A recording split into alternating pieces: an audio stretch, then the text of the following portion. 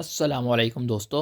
आज मैं इस लेक्चर में आप सबको वंस कॉम्प्लीमेंट के ज़रिए टूस कॉम्प्लीमेंट निकालना एक न्यू वे में सिखाऊंगा। उसकी वजह आपको आगे जाके पता चल जाएगी।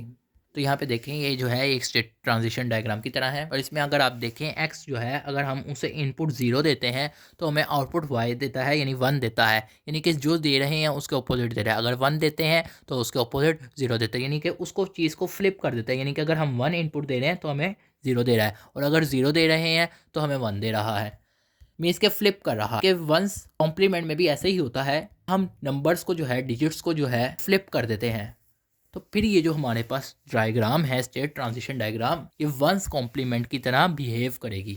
अब मिसाल के तौर पे आपको ये नंबर दिया हुआ है और वो कहा जाता है कि वंस कॉम्प्लीमेंट की फॉर्म में है। इसे आपने टूस कॉम्प्लीमेंट में करना है, मगर आपने इसमें प्लस वन करके नहीं करना, से ही आपने डायरेक्ट करना है। तो ऐसा करना इतना मुश्किल नहीं है। हमने क्या करना है, हमने सबसे पहले देखना है मोस्ट राइट साइड से पहला जीरो देखना है। मोस्ट राइट साइड से जैसे ही आपको पहला जीरो मिलेगा, आपने उस हिस्से को अलग कर लेना। बाकी उसके पीछे जो जितना भी हिस्सा होगा आपने उसे अलग कर लेना है। इसके यूँ, अब ये वाला जो हिस्सा है इस तरफ वाला, यानी कि जहाँ आपको राइट साइड से ज़ीरो मिल रहा है, आपने उस वाले हिस्से में जो भी डिजिट होगा उसे फ्लिप कर देना है। यहाँ पे तो सिंगल डिजिट है, तो फिर जीरो है तो जीरो को आपने फ्लिप कर दिया, वन कर दिया यानी कि। और उसके अलावा बाकी जितना भी हिस्सा है आपने उसे बिल्कुल एज इट इज लिख देना है। अब ये हमारा नंबर जो है वो टूस कॉम्प्लीमेंट में आ गया, वंस कॉम्प्लीमेंट के जरिए विदाउट प्लस वन की है। ये कॉन्सेप्ट बहुत जरूरी है। अब ये जो क्वेश्चन है अगला, यहाँ पे भी ऐसे ही है कि आपको वंस कॉम्प्लीमेंट में दिया हुआ है, आपने इसे टूस कॉम्प्लीमेंट में करना है। यहाँ पे तो हमें मोस्ट राइट साइड पे पहली जगह से ही मिल गया था जीरो, लेकिन यहाँ पे ऐसा नहीं है। यहाँ पे पहले मोस्ट राइट साइड से इस तरफ जीरो है।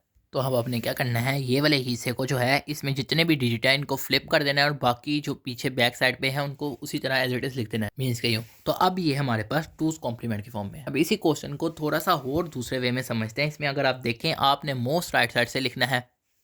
आपने ये देखना है, वन है उसे जीरो में चेंज कर देना, वन है उसे जीरो में चेंज कर देना, तब तक जब तक हमें मोस्ट राइट साइड से पहला जीरो नहीं मिलता। जैसे ही हमें पहला जीरो मिलेगा हमने उसे वन में चेंज कर देना है, और उसके बाद बाकी जितने भी डिजिट हैं उनको उसी तरह लिख देना है। ये कॉन्सेप्ट दोबारा एक दफ़ा सुन लें गौर से। यानी मोस्ट राइट साइड से शुरू होना है और वन को ज़ीरो में चेंज करते जाना है, तब तक जब तक हमें ज़ीरो नहीं मिलता। जैसे ही हमें ज़ीरो मिलेगा हमने उसको भी चेंज कर देना वन में, और उसके अलावा बाकी उसके पीछे जितने भी डिजिट हैं उनको उसी तरह लिख देना है, जैसा कि यहाँ पर लिखा हुआ है। यहाँ पर मैंने आपको दो इंपॉर्टेंट कॉन्सेप्ट बता दिए हैं, और यहाँ पे भी एक और कॉन्सेप्ट है कि अगर हमें मोस्ट राइट साइड पे पहला जीरो मिल जाए, हमने उसे वन में चेंज कर देना, बाकी डिजिट को उसी तरह लिख देना है। यानी कि उस जीरो को हमने वन में चेंज कर देना, बाकियों को उसी तरह लिख देना है। यानी कि हमने जीरो को फ्लिप कर देना वन में और बाकी उसी तरह। तो अगर ज़ीरो जो है वो फ्लिप होता है वन में तो हम कहते हैं ये नो कैरी है, और अगर वन ज़ीरो में फ्लिप होता है तो वो कैरी है। जिस तरह यहाँ पे आप देखें, वन जो है वो फ्लिप हो रहा है ज़ीरो में, तो ये कैरी केस में आएगा, और अगर ज़ीरो फ्लिप होता है वन में तो वो नो कैरी केस में होता है। तो अगर आप देखें, अगर हमें मोस्ट राइट साइड से जो है ज़ीरो फ्लिप हो जाए वन में, यानी कि ज़ीरो फ्लिप हो जाए वन में, और बाकी डिजिट आप देखते हैं उसी तरह रहते हैं, तो हम कहेंगे फिर नो कैरी होगा, और नो कैरी में हमारे पास बाकी डिजिट उसी तरह, यानी जीरो जीरो में रहेगा और वन वन में रहेगा। जैसा कि आप यहाँ पे देखें, हमें पहला जीरो मिला, हमने उसे वन में कर दिया, और बाकी जो है जीरो है उसे जीरो, यानी कि ये बाकी जो है अगर जीरो है तो वो जीरो में रहेगा, और अगर वन है तो वो वन में रहेगा। जैसे वन है तो वन, जीरो है जीरो, वन है तो वन, वन है तो वन।